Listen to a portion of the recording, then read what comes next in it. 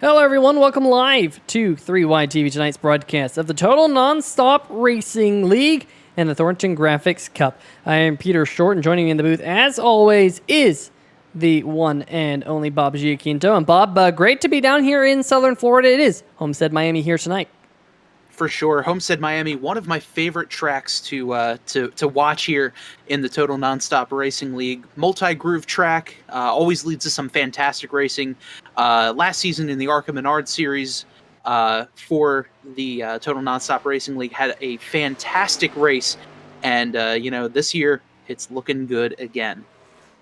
Yeah, absolutely. Definitely one of the best racetracks, in my opinion, in the iRacing service. Multiple grooves, like you mentioned, and really puts on a fantastic show, especially with the amount of tire wear you see at this racetrack. It really means these drivers will have to drive these cars here tonight. As you're looking at Chad Mikos in the number 25 machine, always sporting the Mountain Dew looks, and wow, throwing up some sparks on the right-hand side of that number 25 Chevy Camaro here tonight. One of the standouts here early on in the season in that number 25 machine. Of course, a newcomer this season, not new to the league. Chad has been around NASCAR Racing 2003 series for many, many years, and I'm sure he knows of Total Nonstop Racing League from back in those days. Folks, let's see if we can bring up the current standings here in the practice session. Only about 30 seconds left or so, but Dave Harvey in the number 77 machine atop the board. Ben Izenga in second. Lorello in third. Keep an eye on him. Chad Mikos, like we mentioned, in fourth. And Jason Freeman rounding out your top five with your reigning Thornton Graphix Cup Series champion there in sixth, Jason Gracias. But I got to say, a lot of very close times up at the top of the board here tonight, and definitely going to be very fun to see who's going to walk away with the Shibby Shack 150 here tonight, Bob. Yeah, for sure. I'm excited to see how this one is going to play out. You know, we've been mentioning, this is really a driver's track so with fairly identical cars, an identical setup out there on the track. I'm really looking forward to seeing, how tonight's race is going to play out with the different grooves. Are they going to start a little bit lower on the track, and as the run goes on, move up? Are some guys going to ride the wall all night? I'm really interested to see how that how that pans out for tonight's race. And also with the tire wear, like you had mentioned, Peter, with the tires, this is a rough racetrack, and tire conservation is going to be huge as we get our first drivers out there on the track for qualifying. Tony Lucarelli, the number 41 machine, is one of those first cars to present themselves out there on the racetrack, coming out of the pit exit right there onto the backstretch. Now, going to be blasting down off into turn number 3 here. Very fast racetrack, this 1.5 miles in length, but also you have to keep an eye on those access roads, especially coming off pit road. Could always be a spot where drivers can mess up. We've seen that here on 3Y TV before in races, but hopefully we get a little bit of green flag racing after last week's race at Rockingham. Had quite a few cautions in that race, Bob. Yeah, quite a few cautions in that race, and because of that, the league administrators came together and made an announcement that they're doing away with the fast repairs for the series. So from this point on, there will be no fast repairs, so you don't get that extra mulligan. If you get into trouble early on in the race, you kind of have to deal with it and deal with that damage that you have on your car throughout the night. So it's going to be really interesting to see if there's a big wreck early on in the race, how not only those drivers who are caught up in the wreck are going to act, but how the leaders are going to act, especially if these cars are staying out there on the racetrack and kind of acting as a moving chicane, if you will. So it's going to be really interesting to see that dynamic out there, as looks like the 41 of Lucarelli looks to only go about 12th quickest on his first lap. Yeah, Chris Stewart in the number 49 machine, that Toyota Supra right there. Very, very fast. We've seen a lot of good runs out of him so far this year in the first 2 races. There's maybe not a lot, but he's definitely been very fast in the first 2 races, including last week at Rockingham. Expect him to be near the front here tonight. Is James Lorello going to jump to the provisional pole, at least for now, over his S2R teammate? But look at Josh Sobel there in the number 57, slotting into second. The 49 of Stewart all the way back in 6th. He went from first to 6th in about 1 lap. Lorello, though, 32.847, currently top the board by almost 1/10 of a second over Josh Sobel. Very, very quick is this number 13 machine. Man, just an absolutely screaming lap there by Lorello. And, if you're a viewer of 3 Wide TV, you'll know James Lorello from the NSRA Simbox Truck Series, where he's one of the leaders and one of the main contenders in that for the championship. So, one heck of a driver and really putting in some work here in these Xfinity cars as well. Yeah, Lorello leads the points in that series. You can catch that right here on Friday nights on the channel. Definitely a great league to watch. As you see the number 1 machine, Jason Gracias, your reigning champion here of the Total Nonstop Racing Thornton Graphix Cup. He's going to peel off the racetrack. Now we'll see if we can do a little bit better with the number 20 machine, Jason Freeman. Can he get himself up atop the board? He's one of the Jasons in the Jason and Jason show that we saw a lot last year. That Mason-Dixon Cornhole Chevy Camaro. He just doesn't quite seem to have figured out this different car. Of course, last year we ran the Arkham and Ards car. This season, though, we're running the Xfinity machine. And that number 20, man, he almost lost control of it down there. Just hasn't, well, as I say that, I take everything back. Jason Freeman going to jump to top of the board. How about that, going top of the charts by about a tenth over Lorello? So Freeman definitely showing he does have a lot of speeds with these cars. Yeah, quite a lot of speed. And last week was a little bit of an outlier, obviously, with just the amount of cautions and really lack of rhythm a lot of these drivers can get into. And a guy like Jason Freeman, Jason Gracias, those guys are big momentum drivers. We saw last season where long green flag runs, the cream really was starting to rise to the top. And that's what we got to see when we saw guys like Freeman, like Gracias, like Philip Scott, those guys really starting to move up as the run started going on, especially last week. But with the cautions and everything like that, it's so hard to keep that momentum going when you're driving for a couple laps, yellow flag comes out. You drive for another lap, yellow flag comes out. And it's just so tough to do. Oh, yeah, that is for sure. You just, like you mentioned, to find that rhythm, and hopefully we can get a lot of green flag running in here tonight. There are 2 sets of tires on pit road here tonight. They are limited on the number of sets they have here in the Total Nonstop Racing Thornton Graphix Cup, and definitely got to keep an eye on different pit strategies, because we've seen that out of a couple drivers this year, willing to throw the dice in one way or another, as it looks like Jason Freeman will pick up the pole here tonight. Yeah, it's a very strong run there by Jason Freeman, and like we were saying, last year was the battle between the Jasons, and this way, obviously, the outlier race with Rockingham last week, a real crapshoot with Daytona the week prior. So it's going to be interesting to see how these guys are going to play here as we get into the meat of the season. Absolutely. Well, let's go through tonight's starting lineup here for the Shibby Shack 150. Starting on the pole, the number 20 machine, Jason Freeman, and James Lorello to his outside. A couple of J's on the front row. We're used to the Jason and Jason show, but it looks like it could be shaping up for the Jason and James show here tonight. On row number 2 on the inside, Joshua Sobel, keeping with J's in the first name. Top 3 currently with the number 20, the number 13, and the number 57, with Bill Edwards in the number 50 to his outside.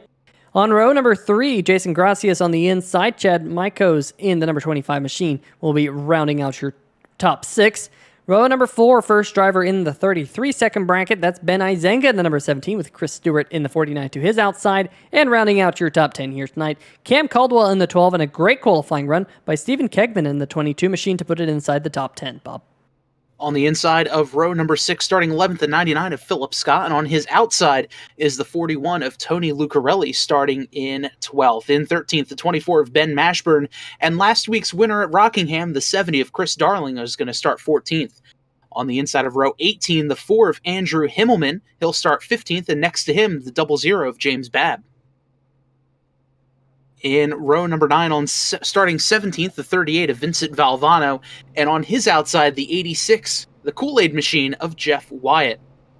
Then rounding out the top 20 on the inside, the 97 of Mike Floppy Tellier, and on his outside, the 14 of DeMarco Starks. On the inside of row number 11 will be the number 55 machine. That is, of course, driven by Stephen Doziak Jr. There he is, sporting a little bit of a different look this week, and to his outside is the number 3 machine of Steve Rudda. On the inside of row number 12 will be Ricky Williams in the number 8 machine, with the number 77 of David Harvey. Fastest man in practice, going to have to come from well back in the field here to get to the front tonight. Row number 13 on the inside, the number 39 machine of Dustin Jones with Ryan Lang to his outside. There is that number 39 machine, and the number 31 machine to his outside right there. On row number 14 and rounding out your field here tonight, Jerry Glenn in the number 98 machine and Garrett Gleason in the number 97. There's the number 98. Love that chrome look. Very, very flashy. And there's the number 7 of Garrett Gleason. And I take that back because we do have Jason Shue and Kyle Geveshausen on row number 15. But that should round out your field. Let's go back up to the front of the field because the green flag is in the flagman's hand. And we're racing here at Homestead, Miami. And I got to say, Bob, not a great start for the number 13 machine of James Lorello. Yeah, definitely not a great start. Looks like he might have spun his wheels just a little bit, and the driver behind him, the 25 of Chad Mikos, was all over his back bumper. And another thing, Jason Freeman did not get the best jump on the restart as well, so the front row really had a bit of a sluggish start as the green flag fell. Yeah, they're going off into turn number 3 and 4 for the first time. You're starting to see them fan out just a little bit further back, with Chad Mikos running a little bit higher up the racetrack. Now let's look up a little bit further back. The number 12 machine, Cam Caldwell, there he is trying to get underneath Chris Stewart in that 49 Toyota Supra. And look at the 22 of Kegman going all the way up to the top side of the racetrack, trying to find a little bit of speed up there in that top groove. Here at this racetrack, it is variably banked, progressively banked, whatever you want to call it. There are multiple terms for it. So you'll see these drivers run a different groove. But Bob, one thing we've been seeing is a lot of these drivers have been running right in this line that we see right now with Stephen Kegman, right above that first seam, if you will, both in turn number 1 and turn number 1 and 2 and 3 and 4, I should say. It seems like that appears to be the fast groove, at least right now. But Kegman are going to run all the way up near the wall once again, trying to find that little air cushion that's up there. That's one of the new additions to iRacing, is the advent of that air cushion here in the simulator. And we'll see Kegman see if he tries to do that once again here in 3 and 4. Yeah, it's going to be interesting to see how that new air cushion through the iRacing sim, how it's going to affect these cars. You know, we see that in the real world Homestead, where, you know, these drivers, they drive in the Kyle Larson line, if you will, where it's right up against the wall and almost using that air as a berm like you would see in dirt track racing, where they're using that to their advantage to kind of keep them and give them a little bit of a shot of momentum as they go through the corner. Quick question in the chat from Dirt Dogger and Logie Bear asking about Philip Scott because he was well back in the pack. I believe he did have to take an EOL. Now he's going to try and charge his way up towards the front, as I think the 44 Geveshausen there just clipped the apron going off into the corner. But Scott here picking up positions left and right. When we tuned in, he was in 31st. Now he's all the way up to 28th. So that's 3 spots in 1 lap for that number 99 machine. Keep an eye out for the Ninja League number 99 Ford Mustang, because we've seen him charge to the front here on the channel many, many times. Just going to try and keep those tires underneath him and pick them off one at a time. Yeah, beautiful looking car, and great to see him. I mean, yeah, this last shot that he was on board, he was passing the 3 cars right there as the 44 of Geveshausen got just a little kiss of the wall as he heads off into turn number 3. Meanwhile, back at the top of the field, the 20 of Freeman, the 13 right there of James Lorello and Chad Mikos now getting up into the 3rd position.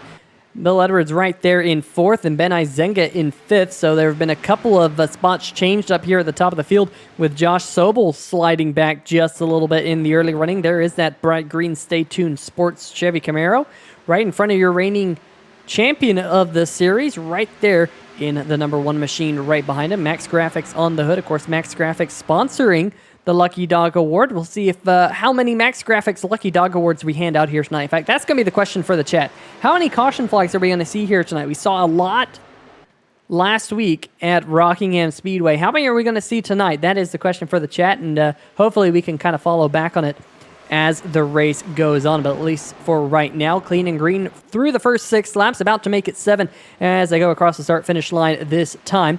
Biggest mover of the race so far. Well, not many biggers and comers and goers, but it's actually one of the drivers that I don't think we got to go through at the top of the show, excuse me, and that's Cosman right here. And I'm so glad that we actually have Cosman in the field, because this man right here gets brought up so many times by so many people on so many of our broadcasts. Doesn't matter what league we're broadcasting. This man right here has painted people's cars all over iRacing. And I got to say, Bob, that MB&A Interstate Batteries Hulk machine right there, very similar to what Bobby Labonte ran back in the day, I do believe. That is one stellar scheme. This man right here, this driver, knows how to paint iRacing cars unlike anyone else. Fantastic, fantastic artist. Yeah, an incredibly talented artist, but just seeing this car out there on the track, it just, like you said, just gives me flashbacks to the early mid-2000s, seeing Bobby Labonte in the number 18 Interstate Batteries Pontiac, driving there for Joe Gibbs Racing, and just such a talented painter Cosman is. And, I feel like, there's so many talented painters on the iRacing service. We're very lucky to have a lot of the best painters in our league, Total Nonstop Racing. So it's awesome seeing Cosman join the league and do a race here with us at Homestead. And folks, the reason why I'm not saying his last name is I think I'm going to butcher it, but I believe it's Ionescu. Ionescu, like with a C, like kind of a CH sound, as he catches up to the back of Steven Doziak in the number 8 of Ricky Williams right there. But very talented, very, very talented person, and great to have him in the league. Let's go back up to the front of the field because there has been a lead change as well. Maybe we'll hold on to this battle right now as it starts to get a little bit dicey back here. Let's jump back up to the front of the field because James Lorello, the number 13 machine, is back where he's been a lot here on the channel over the last couple of months, up at the front over the number 20 of Freeman. In fact, Lorello now has led the last 5 laps, splitting basically the laps led with the number 20 here in the first 12 laps or so. Jason Freeman holding station in second, and then Chad Mikos, who's done a stellar job in his first few races back in the Total Nonstop Racing League in that number 25 machine, but then it starts to get a little bit more racy back behind him. Let's keep an eye on the number 17 of Ben Izenga as he continues his march towards the front. Izenga with another beautiful paint scheme there, showing off the Kyle Busch NOS Energy looking Supra there as we get a great view off the back end of the 25 of Chad Mikos. And here's Izenga taking a look to the outside, thinks better of it. And man, just a beautiful car, and it's some great shots that we're getting here for tonight's race. Yeah, how about this? He's going to get a run down the back stretch. And they're going to be side by side here going off into turn number 3, the 17 on the inside. And look at the 57 of Josh Sobel starting to creep into the mix as Maiko's now up on the top side of the racetrack. Might have pushed just a little bit. There is a groove up there that if you hit it just wrong, you will push the race car. And that might have been what happened right there with the number 25 machine as Jason Grassi is now going to try and slip to the inside. So Maiko's now starting to fall back. Just as I was singing his praises a couple laps ago, perhaps his tires starting to wear just a smidgen as they race off into turn number 3 once again. And there you find Chris Stewart in the 49 machine, and then that's a gap back to the number 50 machine. Bill Edwards right there. He, of course, started from the 4th position, now back to 8th. And then it is a gap back to the number 24 machine. That, of course, is the SpongeBob SquarePants Toyota Supra, right in front of the number 70. His teammate, Chris Darling, there in the yellow transportation Toyota Supra, last week's race winner. Yeah, a great race there by Chris Darling last week at Rockingham. Was able to weather all the cautions and the craziness that was going on all throughout the race. Had some great battles between he, Izinga, Maikos, and Stewart there as well. So, one heck of a driver, one heck of a designer. As we were mentioning Cosman earlier, Chris Darling, owner of Max Graphics, the sponsor of our Lucky Dog, that we see as well. But just some great racing overall. Yeah, and speaking of great racing, this gaggle that is back here, you see them 2 by 2 by 2. Look at Cosman there trying to go up through the middle in the number 32 machine, getting a little bit tight right behind the number 41 machine of Tony Lucarelli. We're focusing on the 00 there of James Babb as we start to get things a little bit ironed out. But how about this? Possibly 3 wide on 3 wide TV as we go off into turn number 3. Threes are wild here tonight as looks like Cosman as well as Lucarelli trying to get around that number 38 machine driven by Vincent Valvano. You could throw a blanket over these 7 cars as they go off into turn number 1, once again getting nice and tight. Man, some great clean racing here, and all these drivers, obviously, they're a little bit further back in the pack, so the stage points aren't going to matter all that much, but they know that a caution is coming just around the corner. The stage break will be happening after the conclusion of lap number 20, so these drivers all know that a caution's coming out, and they want to try to get as best track position heading off into the pits as possible, and man, this is some great racing. Speaking of a driver who's on a tear right now, the 57 of Josh Sobel's got himself back up into the third position. That's exactly where he qualified after sliding back in the first little bit of the race, but he's actually tracking down the front two right now. Fastest car on the racetrack right now is that Stay Tuned Sports Chevy Camaro, but like you mentioned, Bob, possibly running out of laps to get any more positions. You'd have to pick up about, I don't know, a tenth a lap on the car that's right in front of him and then get around him. Catching him is one thing, passing is another here at the Homestead Miami Speedway. But great job by Josh Sobel. And we've been mentioning Sobel and his resurgence in the Friday Night League, the Simbox Truck Series, as we watch this battle now brewing for the fourth position between Izinga and Jason Gracias. But Sobel's really come alive here over the last month and a half here in the iRacing service. Great to see sporting that bright green machine. Is Chris Stewart now going to look to the outside of the number one machine? And this is going to be a good battle here for what's going to be rounding out the points that are on hand here for the stage break here in the lap. Yeah, I mean, you know, I've been mentioning it all season. It's so much easier to pick up points and gain points in the beginning of the season than it is at the end. In this transfer spot right here, Jason Gracias currently holds 5th place. That's 1 point in the championship standings. Chris Stewart, if he finishes right now, as we say this, he picks up to the 5th place position, but 6th place doesn't get any points. So this is going to be a huge cutoff here as they're on lap 20 right now. And looks like Stewart is going to take that last spot away from Jason Gracias right there at the start-finish line, waiting to see when the caution flag is going to be thrown. Still haven't seen it. There's the caution flag. Bill Edwards in the number 50 going to finish the stage in 7th, right in front of last week's race winner. But, of course, all eyes up at the front of the field as the winner of the stage will go to the number 13 machine right there of Jason Gracias. And it seems like we only have one car one lap down, and that would be this man right here, Jerry Glenn. So I do believe Jerry Glenn will be picking up the Max Graphics Lucky Dog Award. We'll confirm that here in just a little bit in that number 98 machine. And I really love the look of the chrome that's on that Ford Mustang here tonight. Yeah, beautiful looking car, and I love how iRacing has been able to update the templates for these cars to have that metallic shine, if you will, on the cars, and man, that just looks great. Yeah, that car is very hot looking, I gotta say, here down in the Miami heat.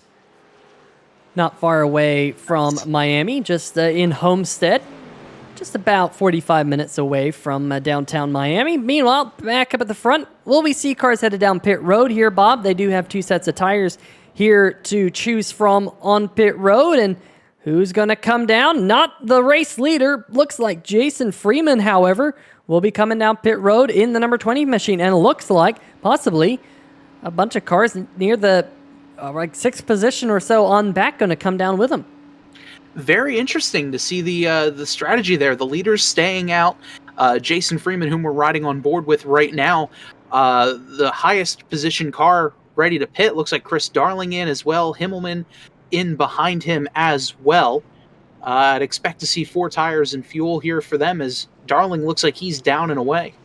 Yeah, looks like Darling elected to just come in and take fuel. No tires on that car, so that's going to be an interesting call. Just pick up the fuel here and see if that can help out throughout the rest of the race as the 2-time Total Nonstop Racing Series champion comes back out onto the racetrack out of turn number 2. You see how they use that access road that we talked about a little bit earlier in the show there, Bob. Let's see if we can go on board here with Steve Retta in the number 3 machine and watch him as he goes off back up onto the racing surface using this access road to give all the people at home a little bit of a look of it. And speaking of the people back home, we got Ryderly Angle, Dirt Dogger 93, Logie Bear, Mr. Lewis, and Tana Himmelman in the chat here tonight. If you're in the chat here on 3 Wide TV, make sure you make yourself heard. I'm sure somewhere, we haven't seen it here tonight, but I'm sure Bill Edwards' family is watching as well.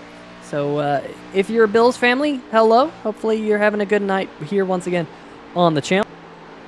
And we'll be, of course, bringing Bill's race right here on the channel Friday night, the Sim Box Truck Series, as Bill tries to go for the championship. Ben Mashburn saying more fun this week, and hi to Bill's mom. Very, very kind, Ben. We're all saying it here on the channel. You can see pace car lights are still on. And Bob, why don't we take this opportunity to dial up Bill Edwards and see if we can get a quick word with the driver of the number 50 machine. Let's do it. Bill Edwards, Peter Short here in 3 Wide TV booth. You got a copy?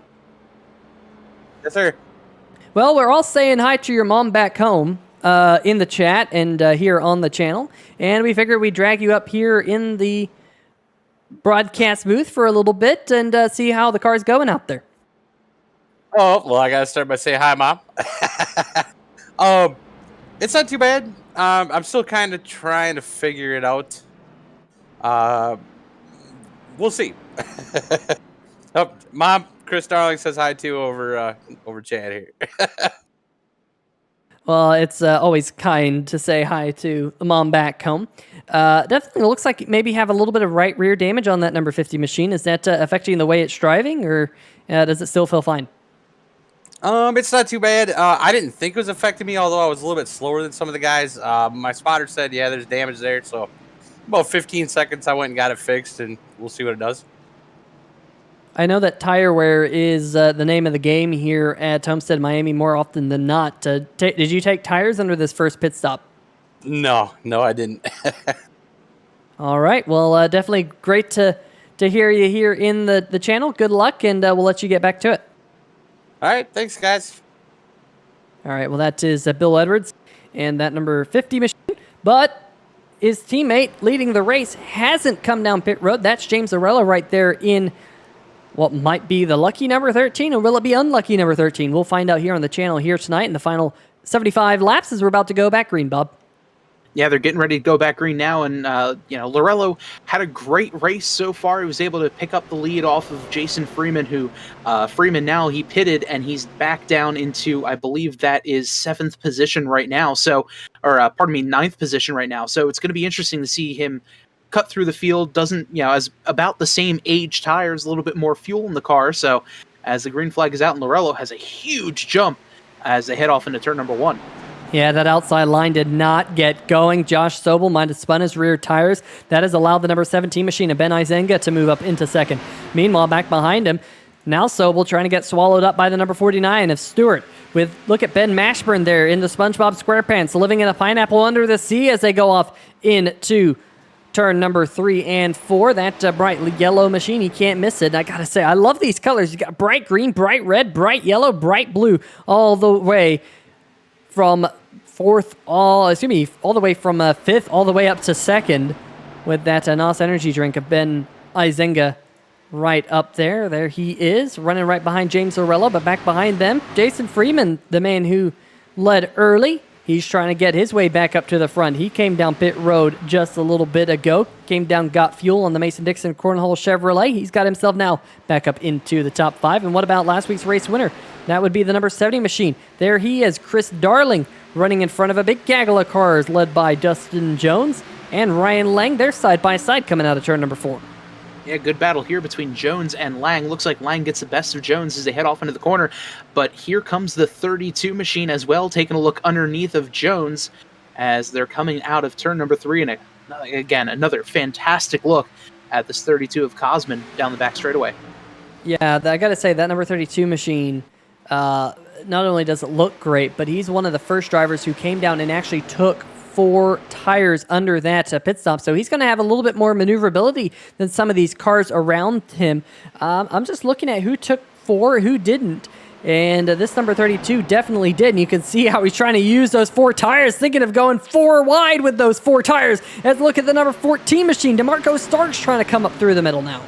Man, Starks putting his nose there in the middle, thinks better of it. Now he's got the one of Jason Gracias right on his back bumper as they head off into turn number 3. Now he's side by side with the 24 of Mashburn. And man, this is some crazy racing going on. You got guys with no tires, guys with 4 tires, maybe a couple guys with 2 tires in there as well. Just some interesting racing, but I'm really wondering about that move by the 32, getting tires this early in the race.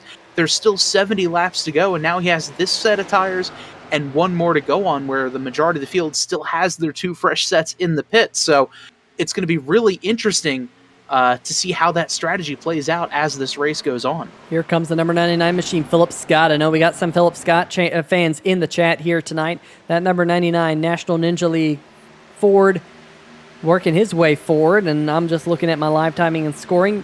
4 tire stop for that number 99 machine under that last caution, so he's in the same boat. And Bob, we have to think about the fact that we have seen here tonight a lot of green flag running. How about this 3 wide Ryan Lang in the number 31 machine trying to shoot up the middle. He's on 4 fresh tires. In fact, he's the highest placed driver right now on 4 fresh tires. He's going to go for second here, trying to get around the 17 of Izenga. And you can really see the difference between fresh tires and old tires here, as we've got guys like Lang, like the 32 of ENSU, DeMarco Starks. Oh, trouble as the 25 of Chad Mikos gets turned. Coming out of turn number 4, he's able to keep it going the right way, and the green flag still stays out.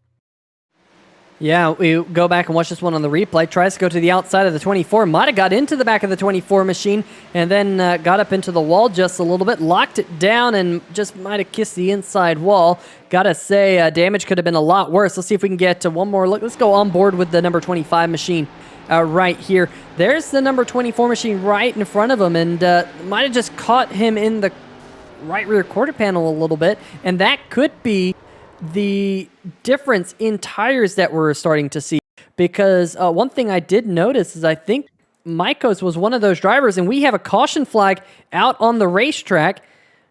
First real caution flag of the night. Let's see if we can break down and see what might have happened here. I'm trying to see. I don't think it was anything that happened as part of that accident. So let's see if something else happened. Oh, I think something did happen. And let's see if we can dial up this one here on the replay. Looking at the 00 machine right here of Bab. And, man, I don't know if Bab almost got into the back of the 3 of Reda. I don't know if he did or not, but he had kind of a half spin there. Made contact with the wall, but doesn't look like a whole lot of damage. Yeah, definitely got lucky there, and we really see the disparity between fresh tires and old tires there as we ride on board with the 00. And again, looks like the 24 got backed up a bit in the corner, and the 00 looks like he just kind of spun to avoid the car in front of him. That's what it looked like to me. The 3 really checked up, and that 00 just kind of hit the brakes a little bit and went around. Now, I do know one thing, folks, about this racetrack. And I've raced here at Homestead, Miami many, many times. We got takers on pit road, including the 31 machine of Ryan Lang. Now, he won't be able to take tires under this particular caution because he took them under the last caution. And now I think basically everyone who didn't take tires already is going to come down and take tires under this one. So going to be interesting to see. Is Lang taking tires, or is it just a really long pit stop? I'm not 100% sure. He might be using his final set of tires, in which case that would work against him. But looks like Cosmo INSU will win the race off pit road in that bright green Hulk machine. In fact, I don't even think we should call it the next Bobby Lawani scheme. That is the Hulk. For sure. That is just the Hulk scheme out there. And it's a great looking car, and he's going to lead the field off the pit road. All right, now, I do know the question that everyone in the chat's asking. If everyone's been watching here on the 3Y TV channel, the question has been, over the past week, has Chris Darling been able to find out how to pit a race car or not? Let's find out here. Let's roll the tape. And he makes it into his pit box. How about that? Nice. That's very, very impressive. So we'll let him roll off here on to the racetrack and hopefully get back out there and join the fray all the way back in the 20th position here tonight.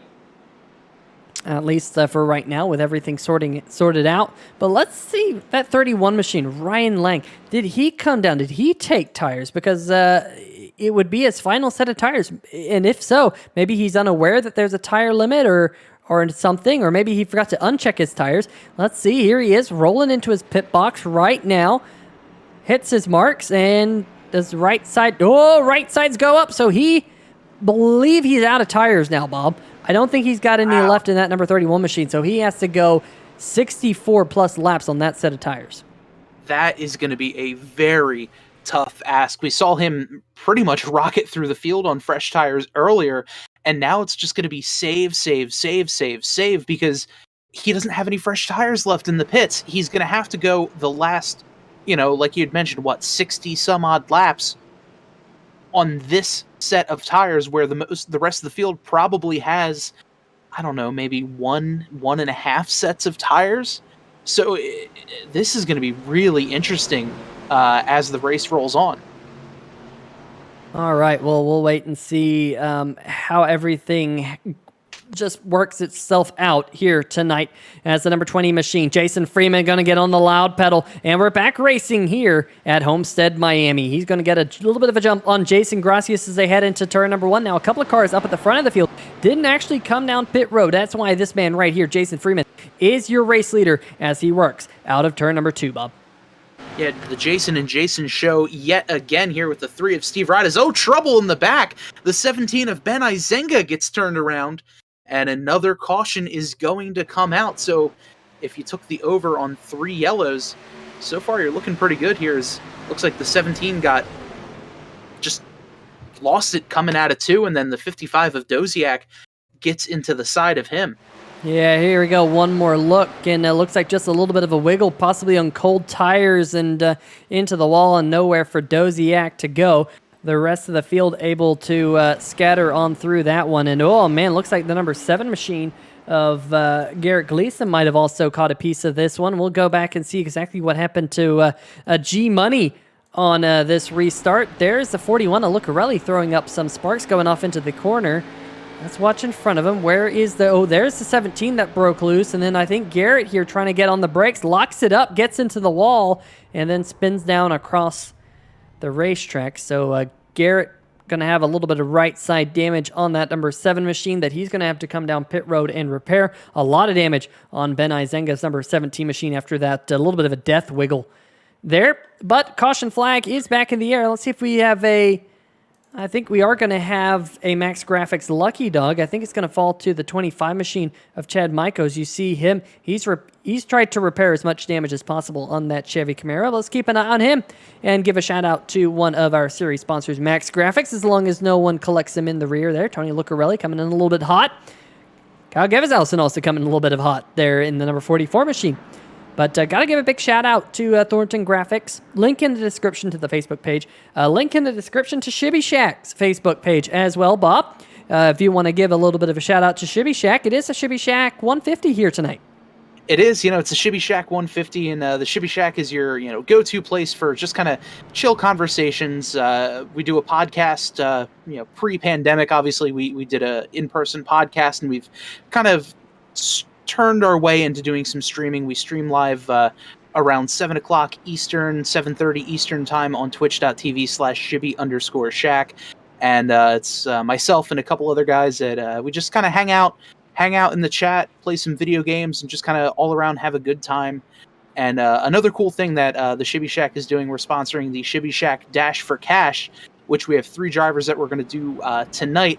And just in front of the 25 of Chad Michaels is the 8 of Ricky Williams. Williams is one of our Shibby Shack Dash for Cash drivers, as well as the 55 of Steven Doziak and the 3 of Steve Rada that you see here on your screen as well. So between those 3 drivers, the highest finisher is going to receive a bit of a cash prize courtesy of the Shibby Shack once this race is concluded tonight. And let's see if we can dial up our race leader. That, of course, is the number 20 of Jason Freeman. Jason Freeman, Peter Short here in 308 TV booth. You got a copy? Yeah, I got you there. Well, Dirt Dogger 93 in the chat has been dogging me to ask you a question. He asks, Will you attempt a slide belly flop in the infield if he wins tonight? If you win tonight? Bigger, so it might be more of a bounce down through there, but we'll go ahead and give it to her if it works. Yeah, you know, there's actually not one, but actually two little ponds in the infield here at Homestead, Miami. So you might have to do it twice after this race if you come home and take the checkered flag. How's that number 20 driving for you here tonight? Yeah, we were fast early on, but didn't really want to see these cautions for the strategy that we're on. But with it only having 2 sets of tires, need these runs to play out for the strategy that we're on to come into play. But right now, that's not the case. So we're going to be sitting ducks here on this restart, but hopefully it can go green till the end and maybe be there at the end to have something for them. Well, pace car lights are off, and we've definitely seen a lot of pace out of you. Hopefully you don't spin the tires on the restart. We've seen that out of a couple people here tonight on slightly older tires. But Jason, great start to the season for you, and of course always very fast here on 3 Wide TV. Best of luck here in the last half of the race. Thank you. All right, well, we'll move him back to his channel here on the Discord. So hopefully that answers your question, Dirt Dogger 93. Whether or not he's going to do a belly flop in the infield.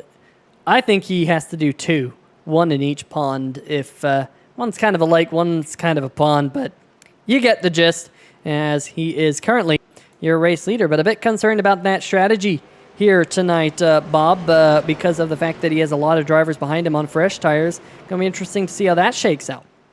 Yeah, I don't blame him for being a little concerned. You know, just over 58 laps to go as we go green here.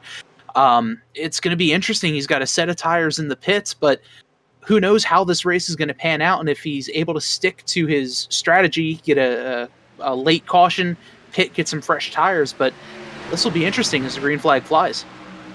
Green flag back in the air. The number 20 gets a good jump on the number 1 of Jason Gracias. Here comes Steve Rudda in the number 3 machine, trying to get up into the 2nd position. He's going to take that spot from the number 1 machine of Gracias, but there's going to be a hard charge from the cars a little bit further back in the pack. Here we go. Look at the number 13 of Lorello. He is just outside the top 10 right now, running right behind the 10th place. Vincent Valvano in that Cars Cause for Cause number 38 machine. Running around him is also the number 31 of Ryan Lang. Remember, he came down to use his final set of Goodyear Eagles on that Chevy Camaro right there. Running right in front of the number 99 of Philip Scott, who's working his way up through the field. There he is, right in front of last week's race winner, the number 70 of Chris Darling. But I'll tell you what, it's going to be really fun to see these drivers charge up to the front here now that we have different strategies. Look at the number 13 machine of Lorello. He's going to drop to the bottom 3 wide underneath David Harvey and Vincent Valvano. There's some hard racing here once we've gone back green. Yeah, some hard side-by-side racing here on cold tires. Some drivers have some fresher tires like the 31 that we've mentioned, so it's interesting to see the different strategies as we get a bit of a change for the lead here as INSU gets around Rada. Yeah, that number 32 up at the front once again. And what about Cam Caldwell? We saw him have a very long stop on pit road in the Valvoline Chevy Camaro. I think he was trying to fix a little bit of right side damage, which usually a little bit of right side damage here at Homestead, Miami can be really, really bad for the speed of your car, but he's got himself back up into 3rd. But look at Lorello. Lorello just making the move for the 5th position on Jason Freeman, who we just talked to. He felt like he was a sitting duck. And you're starting to see some of these cars on fresh tires like Lorello just mow him down, picking off cars left and right, going from about 12th now up into 5th here in just a handful of laps. And yeah, like we've said before, this is the difference between fresh tires and old tires. Here is Lorello looking to make a move on the inside of the 14 of DeMarco Starks. Also sets his sights on the 12 of Cam Caldwell as we look bit further into the pack here. Here's the 20 of Jason Freeman. Jason Gracias right there behind him, defending series champion on the outside. And right now looks like they're getting backed up a little bit on the outside line.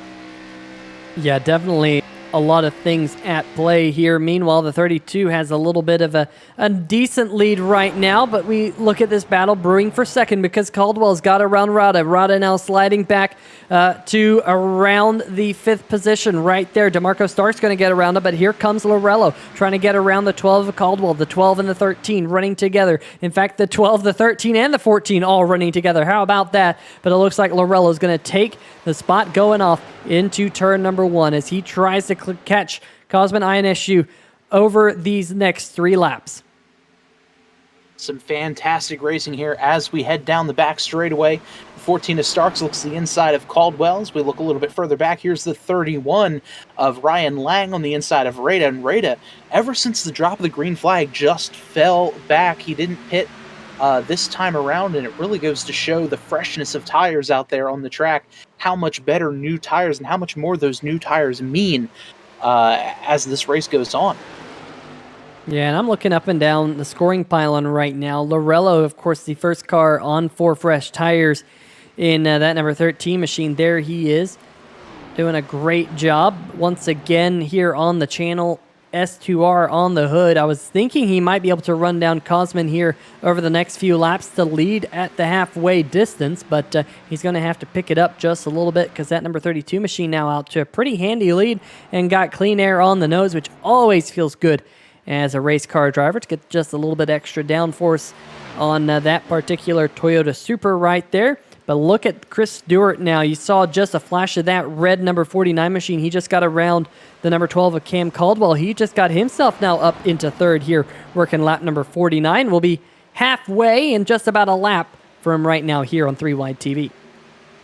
A great move there by the 49 to get into the 3rd position. Ryan Lang behind him. And Lang, another driver where you need to keep your eye out. He doesn't have any more fresh sets of tires in the pit, so he's going to definitely have to be conservative when it comes to his tires as this race goes on. 50 more laps on the set of tires. Oh man, he's going to be sliding around a lot as this race goes on. Yeah, without a doubt, and we have seen here tonight just how important tires are. Like you mentioned, look at that gaggle of cars running a little bit further back in the pack with the number 17 of Izenga trying to work his way back up towards the front of the field. In fact, really what we've seen on these restarts, Bob, is just some really stellar racing from the whole field. Yeah, great clean racing. Very different than last week at Rockingham, whether it was the setup, whether the setup was just a little bit too drivable, or what the issue is. You know, that remains in the past. But some fantastic clean racing we're seeing here tonight as we hit the halfway point. Dustin Jones there in the Busch Beer number 39 machine. Looks like he's held up a little bit from the number 24 of Ben Mashburn right in front of him, trying to get around that number 3 of Steve Retta here as, like you mentioned, Bob, just now crossing the halfway mark as Retta gets into the outside wall, throwing up some sparks on the right side of that Ford Mustang. That right side isn't going to like it all too much. And there's Mike Floppy Tellier in the number 97 machine. And Bob, it's been a really quiet start to the season for that number 97 of Tellier. Last week in Rockingham didn't go exactly the way he planned it to be, and right now running outside the top 10 and 14th. Yeah, for sure. I mean, Mike, the season hasn't been what we had expected out of Floppy. Definitely one of the older statesmen here in the Total Nonstop Racing League, all the way back to the NR 2003 days. This season just has been a bit tough on the 97. He was caught up in a couple of incidents the last couple of weeks. And, so far, knock on wood, he's had a pretty clean race tonight here at Homestead. Yeah, we're on board with him right now, running right behind the number 39 of Jones. Also running with Vincent Valvano there. And there's the number 14 of DeMarco Starks that they're trying to catch up and get around. So we're starting to see drivers like Mike Floppy Tellier on those fresh tires start to catch up to some of the drivers who elected to stay out under that last caution, like Cam Caldwell and DeMarco Starks. But a good job by the number 12 and the number 14 there to run together. Meanwhile, up at the front of the field, we have had a leader change. James Orello, no surprise that the number 13 machine, while we've been watching all that great racing back there, the number 13 machine has got around the 32. And now Chris Stewart starting to knock on the back door of Cosman INSU here as we work the second half of the race. I'm sure a lot of these drivers just glad to make it to the last half of the race after last week at Rockingham. A lot of caution flags, and we'll bring up the race summary. If you're just now joining us here on 3Y TV, 3 cautions for 10 laps over the first 54. Much better than what we saw last week at Rockingham. That is for sure. Of course, one of those caution flags was the one and only stage break that we had on lap number 20. In fact, we were clean and green for the first 20 laps, which was always great to see here in the Total Nonstop Racing Thornton Graphix Cup Series. Yeah, for sure. Always great to see a clean and green race. And, that little scoring bug there on the screen, 3 cautions for 10 laps. It's been a predominantly green flag race. And, for a track like Homestead here, it's great to see the different grooves get worked in as we see the 49 of Stewart here on the outside line. There is, or I guess you can call it the middle line, if you will, because there is a bit of a line on the third way right up against the wall there. And it's interesting to see a couple of drivers now venture up a little bit higher because we're seeing earlier in the run, just where you saw the 57 of Josh Sobel, that's kind of where the standard line had been earlier on in the race. And now a couple more drivers are being a little adventurous here as the 49 goes to the outside, trying to make it 3 wide here on 3 wide TV around the 32 of INSU.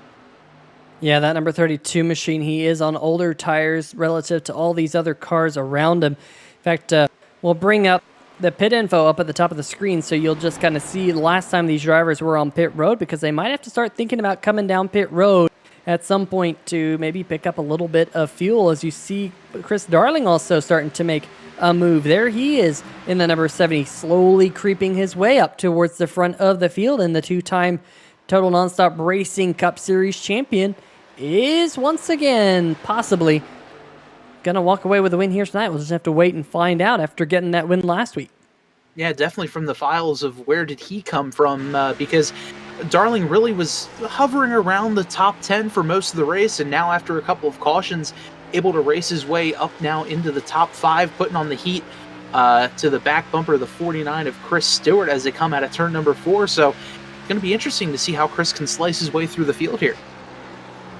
Yeah, definitely Chris Stewart has shown a lot of pace in his first few races here in the series. Great to have him here. And in fact, I was looking up and down the different drivers in the field here tonight, and looking at I ratings. Now, I ratings are one of those things. Some people like them, some people hate them. They basically are the number that iRacing assigns to you that you add or subtract your points to tell how good of a driver, how fast the driver is. And last season, here in the Total Nonstop Racing League, we were hovering averages around 1,500 or so. This year, this race here tonight, an average of 2,228. That is a significant change in these drivers and the pace and the speed that we have here in this series. These drivers are not slow by any means. This is a very competent league, and the Total Nonstop Racing League is continuing to improve and continuing to grow. And of course, the big change this week, like you mentioned earlier in the show, Bob, is no more fast repairs. That was one thing that a lot of these drivers relied on when the series kind of had a rebirth here in iRacing after many, many years away from NASCAR Racing 2003 series, like the number 70 Chris Darling was a champion in. So this series really continues to get bigger, and it continues to get better as once again here tonight, 30 plus entries. So awesome to see. It's awesome. I mean, I feel like at this point last season we were sitting there having a record field of 20 cars coming into the race. So 31 cars in tonight's race, and we've had an average of about 30 to 34 cars each race so far this season. So it's great to see. And another thing this tells me is my I rating really needs to be picked up. Granted, I'm a rookie, but still, I got a lot of work to do before I'm ready to play with the big boys here in the Total Nonstop Racing League. That's for sure. Yeah, definitely. It's going to be great to have you on the racetrack, I must say, at some point here over the next couple of weeks, Bob, and hopefully we can get you on the racetrack. And we were talking at the top of the show about you and picking up tracks, and so you can get up into the B class, C class, A class, whatever, and then eventually get on the track with these drivers and have some fun with them, because they definitely know how to put on a show. We did have a driver come down pit road. It is the number 3 machine of Steve Rudda. He came down, put on some fresh tires on that Ford Mustang, so we'll keep an eye on him. He just came off pit road, but he's currently being scored 2 laps down as of right now. We have 23 cars on the lead lap. Jason Gracias in the number 1 machine coming off pit road right now. Looks like Ben Izenka might have made a pit stop as well. So we're starting to see some of these drivers possibly have to come down pit road because of fuel, Bob. Yeah, this is going to be interesting. They've gone something like 62, 63 laps here, 37 laps to go. Couple of cautions thrown in. This may very well be, if not the last stop, the second to last stop here for these drivers, cautions considering. So it's going to be interesting to see how long these drivers can stay out on track before having to come down and fill it up with fuel, as the 55 here of Steven Dosiak about to fall a lap down to our leader, James Lorello. Yeah, that number 55 machine, of course, involved in an earlier accident coming out of turn number 2. A lot of damage on the front end of that machine. Look at Chris Darling there in the yellow transportation Toyota Supra. He's got himself up in the 3rd position. Great job by him. And what about Josh Sobel right there in the 57 machine? We keep highlighting his great resurgence recently on the channel, and he's now running in the 2nd position, 1.2 seconds back of James Lorello.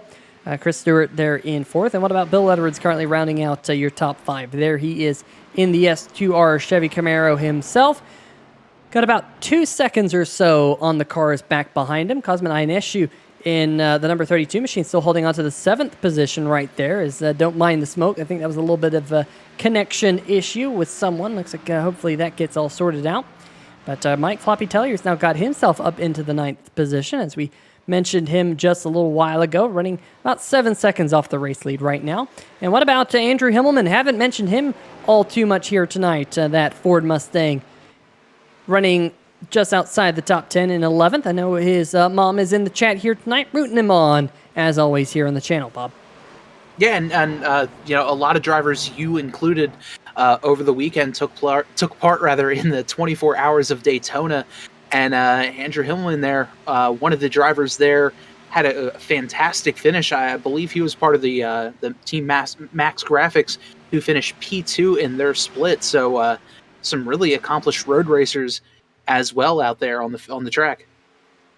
Yeah, absolutely. I can say my team, well, let's just say 12 hours in, we got rear-ended. Game over. I saw the clip, and it was painful to watch. I can only imagine being part of the team and seeing your hopes go up like that when brakes apparently are not a thing from the car behind you. Yeah, Kirsch Blatt went to our beautiful-looking number 87 LMP2 Dallara, but oh well, it wasn't meant to be. We'll try again next year. Daytona just hasn't been too kind to me in the 24-hour race. But here at Homestead, Miami, not too far away from Daytona, just down the east coast of Florida a little bit, and a great racetrack as well. And got to say, I've had more luck here at this road course than I have had at the Daytona road course, so we'll leave it at that. So just kind of waiting for people to come down and make pit stops, and in fact, looks like we do have one of your top contenders coming down right now. That's the number 49 machine of Chris Stewart getting into his pit box. And the big question I think everyone's asking in the chat right now, what about Chris Darling in the number 70 machine? When's he going to make his pit stop? Because we've seen here on the channel that he has a tendency to make issues or make mistakes getting to pit road, as the 57 of Josh Sobel almost makes a mistake. Oh, Cosmin Ionescu! Wow. If that wasn't a speeding penalty, that was the most dramatic pit entry I've seen here on the channel in quite some time. And just had to back up just a little bit in that number 32 machine. But boy, that was a dramatic pit road entry.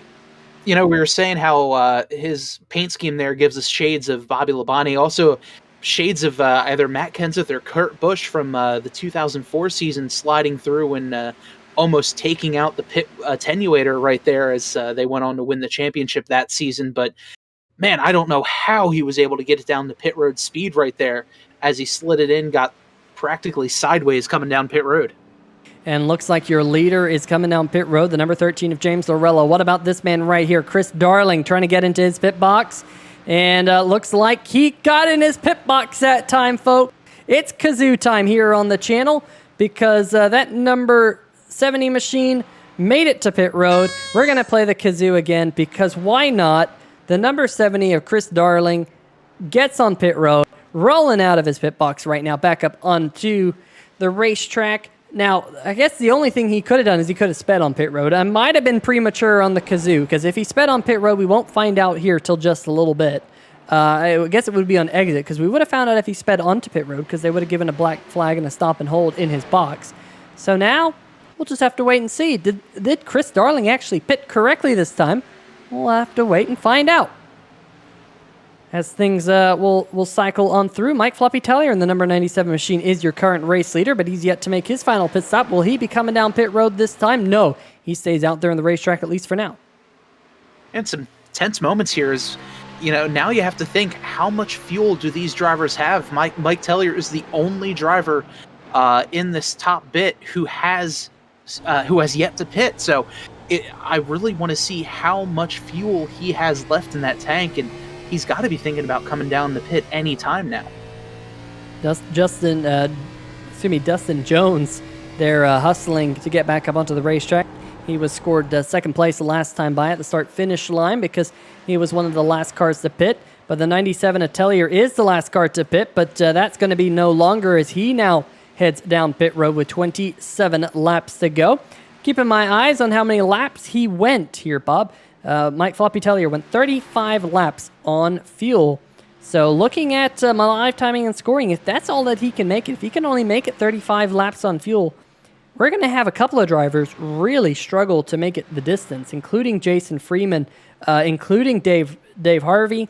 We're going to also see issues with Stephen Kegman, Jason Shue, and there are going to be a couple of other drivers who will be pretty darn close to making it the rest of the way on fuel. So that's going to be something we're going to have to keep an eye on. Of course, a caution flag could change everything. But one thing we do know, Bob, is all these drivers will be on this set of tires to the finish of the race, we believe. Yeah, and this is going to be really key to see if those drivers can save enough fuel to go the distance. Obviously, some of the drivers who had pitted later on, like Tellier there, are definitely going to be able to make it towards the end. I would even venture to say that our leader, James Lorello, he'll be good to go as well because he had pitted only a couple of laps prior to this. So fuel mileage could be a factor for a lot of these drivers, like you had mentioned, who had pitted during that first round of pit stops. Yeah, and up at the top of the screen, you can see the lap since last pit. And that's going to be an important graphic over these next 25 laps, Bob, because we've seen how much just a couple of laps on tires can matter for the pace of these cars. Because Mike Floppy Tellier, he just came off pit road. He has about 4 laps fresher tires than your race leader, James Orello. If a caution flag comes out, they're going to be stuck on this set of tires to the end of the race, and that could put things, sway things one way or another. Now, the one thing we do know is versus the cars that Lorello's racing, Chris Stewart, Josh Sobel, Bill Edwards, Chris Darling and company, Lorello is on the same tire, the same laps on his tires as Bill Edwards and Chris Darling, but he has fresher tires than both Chris Stewart and Josh Sobel, and he's in front of them. So that's going to be advantage this number 13 machine for sure. In fact, you have to go all the way down to Dustin Jones in the 11th position right now in the number 39 machine. Good showing for Dustin Jones because first few races have not gone his way in that Busch Chevy Camaro. But here tonight, things definitely going his favor as he gets around the number 99 machine. And Philip Scott, that's actually going to move him inside the top 10, tracking down the man in front of him. That's the number 20 of Jason Freeman, who has about 20 laps on his tires. So Freeman here going to really be struggling to hold off that number 39 machine. But yeah, that number 39 machine, slightly fresher tires than James Orello. Problem is, he is, as you can see on the left-hand side of your screen, about 10 seconds off the race lead. Yeah, and Jones, for as much tough luck as he's had over these first 2 races this season, got caught up in a last lap wreck at Daytona, caught up in a wreck towards the end of the race at Rockingham last week. He still has an average finish of 9th right now, and currently tied for 3rd in the Thornton Graphix Grand National Cup Series standing. So fairly consistent, if not for all of the large wrecks here. We see a little coming together between the 41 of Lucarelli and the 12 of Caldwell. Yeah, how this did not bring out a caution, I do not know, but Cam Caldwell there gets into a tank slapper, and Vincent Valvano gets a big chunk of it, but the 12 machine there sliding down just off the racing surface, and I would have to think that that's the reason why no caution flag came out, because he was off the racing surface. Let's see if we can get another look at this one from the high atop the start-finish line, Cam. There's that initial contact. Caldwell trying to save it, continues to try and save it, and it just kind of snaps on him right there at the end, and unfortunately the 38 Vincent Valvano coming in and giving a lot of damage to Cam Caldwell. It will not be his night. He will be the first driver to retire here tonight. Is James Lorello going to come across the start-finish line this time by to make it just 19 more laps to go? But very surprised, no caution on that one, Bob. Yeah, I'm surprised too. A real tough break there for Caldwell, and especially with the fact that he was sliding across the racetrack, whereas the previous caution was for a car who just kind of drifted through the corner, as the 40 of Jason Shu looks like he might have had an issue as well, or maybe coming off of pit road as, the 44 of Givishausen gets turned, runs right into him. And we'll see if a caution comes out here. And indeed, a caution does come out. That is a tough break for them. Let's see exactly what happened there with the number 44 machine. He might have gotten into a little bit of a tank slapper down the backstretch. Here he is, and gets up into the wall. The 49 goes to his inside, and I think the 44 might have just overreacted a little bit to the 49 getting to his inside, but that's going to change everything because the field is going to be bunched back together, and we've seen how crazy these restarts have been. We'll watch this one more time. So the 44 comes up. I think he gets a little bit loose, tries to save it, then gets into the wall, comes down, and I think what he did is he saw the 49 kind of going underneath him, so he kind of turned it back up to the right, and the car just wasn't settled at all. And unfortunately for the 44 Mellow Yellow machine, that is a pretty hefty contact, and he is going to be on pit road as we speak. But at least the good news on this one, Bob, is that the drivers who couldn't make it on fuel, they'll be able to at least come down and get fuel. Don't think they're going to come down and get tires, but they'll at least be able to come down and get fuel, as I think all the drivers have exhausted their set of tires on pit road. Yeah, it's going to be great. One of the big winners there as he drives past the screen is the 20 of Jason Freeman. We saw at the time he had been on the racetrack for 20 laps longer, and there was no way he was going to be able to save about 10 laps of fuel. So, a big break there for the 20 of Jason Freeman to fuel it up and be able to go these last probably 14, 15 laps here till the end of the race with a full tank of gas. Yeah, and you see that number 20 coming off pit road right in front of the number 1 of Jason Grassi. It's a little bit of a wiggle. There's Ricky Williams coming off pit road, Ben Mashburn, and the 77 of David Harvey. It has definitely not been Harvey's night, as he was fastest in practice and just hasn't been able to find any speed here in the race session. Possibly a little bit of right front damage as well in that Hisense Toyota Camry. Not Camry, Supra. Where am I? I'm back about 5 or 6 years ago in the Cup Series side of things. But that Toyota Supra right there just hasn't been able to find all too much pace here tonight. But he is on the lead lap. That's the good news. I think he actually might be the recipient of the Max Graphics Lucky Dog Award under this caution flag. So that will get him back on the lead lap. There's Jason Shu in the number 40 Snap-on machine. He's getting into his pit box. He has quite a bit of damage to repair on that race car, probably from that contact with the man right behind him, the 44 of Kyle Givishausen. Let's keep an eye on that. Go ahead. No, I was just saying, always makes it awkward when the two cars involved in a wreck are pitting right next to each other as well. Yeah, just glad that those virtual pit crews, maybe they can play Tekken or something after the race is over and get the virtual fisticuffs out and throw some blows or something like that. But you can't do it at least physically. At least you shouldn't do it physically unless you live close to one another. I do know, so two of the drivers that I raced with in the Daytona 24, they're actually brothers, and they live in the same house. And so, yeah, they could come to blows if they wanted to, but luckily they're in the same car. So hopefully that doesn't happen, because then I'd be the awkward one on the team that, be like, okay, your brothers go fight. You be brothers, I guess. But anyway, You guys go fight. I guess I'll just take a third stint, and we'll deal with it when it comes. Yeah, I'll just triple stint the car, and yeah, whatever. But anyway, I'm sure we'll see the pace car lights get extinguished here, so it looks like we're going to be looking at about a 14-lap shootout here. The Windsors in the chat saying, go for it, Bill. Fingers crossed. And hi, Chris. Glad to have you in the chat here tonight, as those pace car lights are indeed extinguished. And we thank all of you for joining us here on 3Wide TV here tonight for the TNR Thornton Graphix Grand National Series, the Shibby Shack 150 here at the Homestead Miami Speedway. And Bob, we're shaking up for what will be quite a finish here, worthy of the Shibby Shack title. Oh, that's for sure. Chaos, mayhem, and a whole lot more. Absolutely, because we have seen so much action on these restarts here tonight, and I think we're about to get set for what is going to be the most action that we've seen all night here tonight. We've seen 3 wide, we've seen cars 2x2x2 duking it out in turn number 1 and 2 and 3 and 4, and I expect to see a lot more of that here. Folks in the chat, question for you, will we see any more caution flags before the end of the race? And will we see a green-white checker here tonight? Hopefully, in my opinion, we don't. I want to get this race kind of that green flag finish to the end, but I'll tell you what, it's going to be exciting for every single one of the final 14 laps as that Ford Mustang pace car going to head down pit road.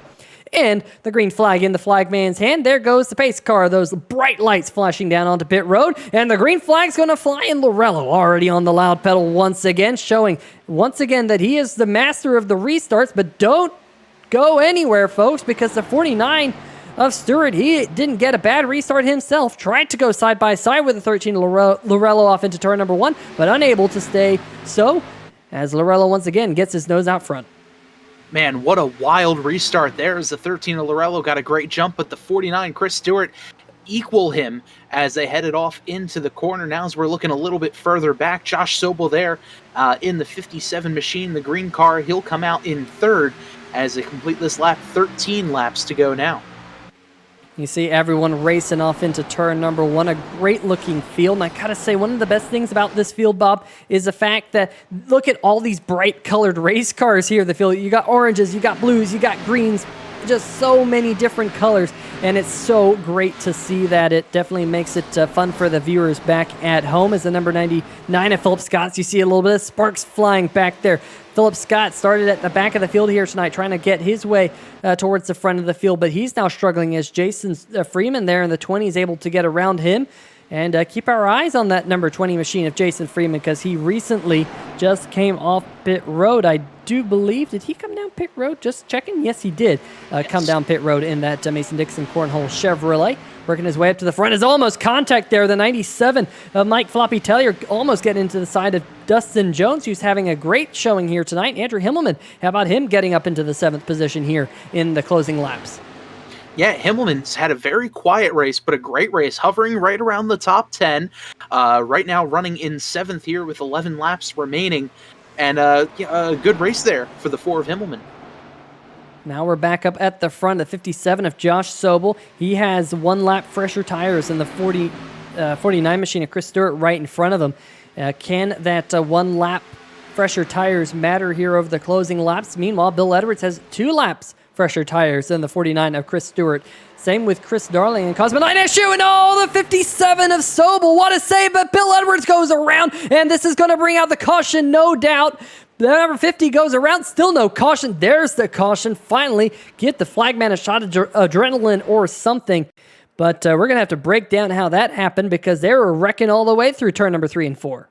Man, a tough break there. We thought the caution was going to come out from Sobel there, but instead it was the guy behind him, and Edwards, because Edwards got into the back of Sobel there as Sobel had a great slide, and then Chris Darling looks like he came through, couldn't quite get on the brakes well enough as he gets the 50 of Bill Edwards turned around, but it looks like Edwards didn't really hit much of anything aside from a couple of cars, maybe. So that could be at least a little bit in his favor here as we ride on board. Yeah, you see him go around right there, and a couple of cars pinballing off of him, but fantastic save to get that thing pointed in the right direction. And unfortunately, he's going to lose all that track position because he's running up there inside the top 5. But for Bill Edwards, that is as good as a job as you can do saving a car that's wrecking, because he was able to keep it off of everything. And man, it might have that little last nudge from Chris Darling might have just sent him going back straight. If it wasn't for that, it might have been one really banged up race car. But luckily for him, he was able to keep it going straight, but he's going to fall all the way back to 22nd. And all you folks in the chat, Ben Adams said he thought there was going to be another caution. And sure enough, there is the caution flag that you predicted, Ben. Ryderly Angle also said, I would be surprised if there was another caution. There you go. Logie Bear didn't think there was going to be. Will Worcester said they were going green to the end. Well, for both of you, unfortunately, you didn't call it quite right, but we're going to have to re-rack him once again. And I'm not going to say that's a bad thing here, Bob, because we just saw a lot of action right there. We're going to see a little bit more of it here in just a little bit. For sure, let's bunch them up and let's get going again. But, the one driver who I'm sure is not happy about these cautions late here is the 13 of James Lorello. We're riding on board with him right now. He's sitting there and he's saying, man, I had this. I had a fantastic restart. The 49 of Chris Stewart had a great restart, but he was able to get the whole shot going out or coming out of turn number 2. So, man, if I'm Lorello, I am really kicking myself here for these cautions. Yeah, absolutely. Looking a little bit further back in the pack, Bill Edwards did not come down pit road. Looks like iRacing scoring him in the 25th position right now, and so he fell back a little bit further than I thought. We'll see if that is true when we go back green. And I do believe that Ben Izenga was your Lucky Dog Award under this caution flag, the Max Graphics Lucky Dog Award. Now, I could be wrong in saying that as things are getting really jumbled up at the back of the field here, but that number 17 machine, great-looking race car, unfortunately a little bit banged up here tonight as the number 3 machine of Steve Rada gets going. In fact, is he going to be your lucky? Nope, not 100% sure. Don't think he is. I think he's just getting around some of these cars back here that have the end of the longest line penalties, like the number 17 machine of Izenga. So we'll wait and see exactly how everything shakes out when we go back green here a little bit. Like I said, re-rack them, get the horsepower cranked back up, and a checkered flag eventually will be thrown here in Homestead, Miami. But who's it going to be as the pace car lights are extinguished? We're going to have a 6-lap shootout, a couple laps shorter than that 14-lap one that we were talking about just a little while ago. And that just means more action here on the channel. Yeah, that's for sure. And it's all going to start with a fantastic restart right here. 13 of James Lorello on the inside has been leading for the majority of the race. I believe he has the most laps led in tonight's race. And on his outside, Chris Stewart, another great restart driver, for lack of a better phrase, is able to get the jump last time. Let's see if he's able to repeat magic a second time. Absolutely. You can see the most laps led up at the top of the screen is indeed James Lorello's led 64 here tonight. Jason Freeman's led 15. Cosmin Ineshu has led 8. And then Mike Floppy-Telly and Ryan Lang each leading 3 and 2 respectively. As you see the whole field now working their way through turn number 3 and 4. Folks, in the chat, we have 35 people watching right now. Let's try and go for a like spike. Hit the like button as we go back green here. 6 laps to determine the winner of the Shibby Shack 150. Pace car heads down pit road. Green flag in the flagman's hand. And James Lorello once again on the loud pedal. You see the rear end squiggle just a little bit as he gets on that loud pedal, but he's able to rein it back in and get to the front of the field here. Just 6 laps to go. Another fantastic restart there by Lorello, but another good restart again by the 49 of Stewart as they're heading out of turn number 2. Lorello looks to pick up a big lead there, but getting into the wall. I believe that was a 70 of Chris Darling, but he'll just bounce off and keep on going here. And Chris Darling, after that contact with Bill Edwards, that little bit of a accordion effect with the 57 machine of Josh Sobel, I gotta say, Darling was really lucky to get away with but barely a scratch on that yellow transportation Toyota Supra. Same thing with Josh Sobel, who really did a fantastic job of saving his race car as Cosmin Ineshu now in the 32. The Hulk trying to work his way underneath the 57 machine. The 32 of the Hulk just smashing his way through the field now as INSU looks to the inside of Sobel. Looks like Sobel's going to have the position here as they dive down into the corner, but here they are side by side, and behind him are our pole sitter, Jason Freeman, looking to jump into the fray as well. And here comes Chris Darling trying to use that high line to get up into second spot. Last week's race winner from Rockingham, where did he come from? He's been languishing around the fifth position for quite some time, but all of a sudden, he's found a little bit of pace to try and challenge for that second position. Dropped it into an extra gear, that's for sure, as he's flying down the back straightaway now, gets around the 49 of Stewart, and, well, he doesn't exactly clear Stewart quite yet, but he's going to have to set his sights for the 13 of James Lorello, where as they come off of turn number 4, there's going to be 3 laps to go. 3 more laps to go. Look at this big gaggle of cars. Look at the number 1, Jason Gracias, the Max Graphics Toyota Supra. He's charging his way through the field. Jason Gracias last on pit road 14 laps ago. Did he save a set of tires? Because he is just charging through the field like the Hulk. The car below Cosmo issue right there, about to fall back into 5th. Gracias on an absolute tear, but only 3 laps to go. Will there be enough time for Gracias to get up through this field to pick up towards the leaders? James Lorello looking to start to check out, as this time across the line he's got about a half a second, 0.6 seconds lead over the 70 of Chris Darling. And now the 49 about to fall into the clutches of Jason Gracias right now. Man, they're tight. They're coming out of turn number 2. White flag will be in the air. This time they head down the backstretch. The 1 machine of Gracias trying to pick up 3rd position. Wouldn't that be a comeback as in INSU? And the 20 there of Freeman almost have it coming together. That was really tight, the 20 and the 32. But looks like they're able to hold off from one another. 1 more lap around this joint. Lorello about a half-second lead over Chris Darling. Lorello leads the field off into the corner, a little over a half-second lead, as you had mentioned, and just clean and clear sailing ahead for Lorello. Darling just a little bit too far back, but here's Jason Gracias hot on the tail of Darling, about 0.2 of a second as they come in through turns 3 and 4 for one final time. Coming out of the final corner, here comes the number 13 machine. James Lorello's going to go to victory lane. Darling and Gracias finish on the podium as the rest of the field comes racing on by here at Homestead, Miami. What a stellar finish here tonight. And that number 13 machine, dominant here tonight. 71 laps led up at the top of the screen. Man, what a dominant performance there by James Lorello. 71 laps led, and really from barely getting out-qualified by the 20 of Jason Freeman, Lorello, I feel like, has been around the front this entire race, if not leading it. And man, just what a great performance there by the 13 of James Lorello, continuing his tear. James Lorello going to come to a halt here on the start-finish line and burn it down. Started on the outside pole, 71 laps led. And he is going to light up the rear tires. The only thing that Lorello really didn't do tonight was the fastest lap. That's going to go to Jason Gracias in the number 1 machine in his late race charge. But James Lorello definitely showing the field, hey, I am a force to be reckoned with here on 3 Wide TV, Total Nonstop Racing League. He's the points leader in our Friday night series here on the channel, the National Sim Racing Association Sim Box Truck Series.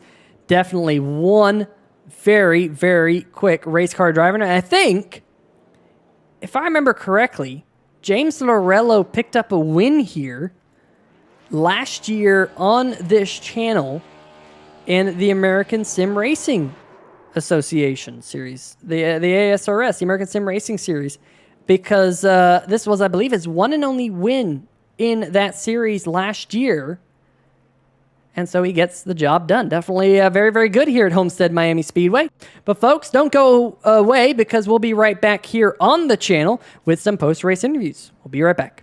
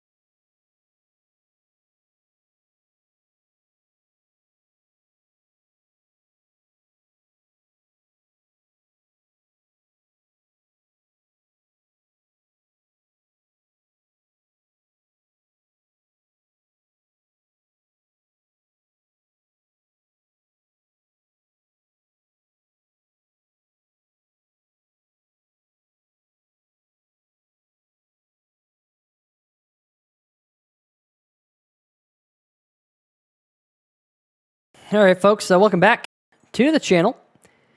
What a stellar run there to the end. All the action here tonight at Homestead, Miami under the lights. I thoroughly expected that. I always say this is one of the best racetracks to race at, but let's see if we can catch up with the man who finished in the third spot here tonight, your reigning series champion of the Thornton Graphix Cup series here in the Total Nonstop Racing League, Jason Gracias. Peter Short here in the 3Y TV booth. You got a copy?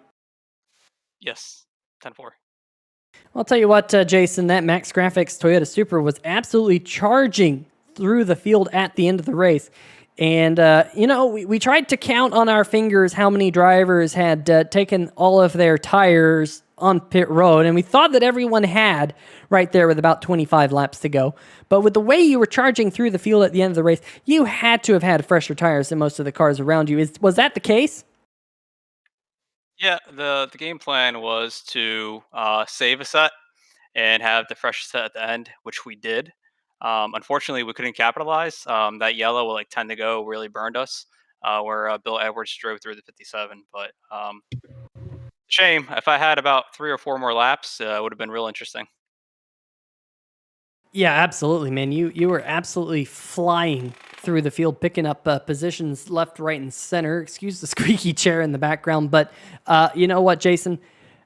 What a run here tonight. I know that the season hasn't started out exactly the way you had hoped it to, with being the reigning series champion. And tonight, great run, finishing in third. Definitely a great way to kind of kick off a defending your crown. Yeah, this is a good show. I mean, Daytona's a crapshoot, so I always chalk that up to wherever I finish is where I finish. Last week I had a fast car. I made a bonehead move, got into the 31. But I definitely had one of the fastest cars on old tires. I just couldn't capitalize. Chris did a hell of a job last week. He is my sponsor, so I'd like to give him a little shout out. And then this week, Homestead's one of my favorite tracks, so top 3 feels good, but so prefer a win, but it's always next year. Yeah, what could have been if a green-white checker came out? That is for sure here in tonight's Shibby Shack 150. But Jason, great run at this 1.5-mile racetrack. But we have to start looking forward to what's coming up here in the future. And of course, the next race, once again here in Florida, going to be a fun one. Myrtle Beach Speedway, a little short track, and a little bit of short track action here on the channel. Always a fun thing. What are your thoughts about going to Myrtle Beach? It's going to be interesting for sure. I've never driven the Xfinity car there.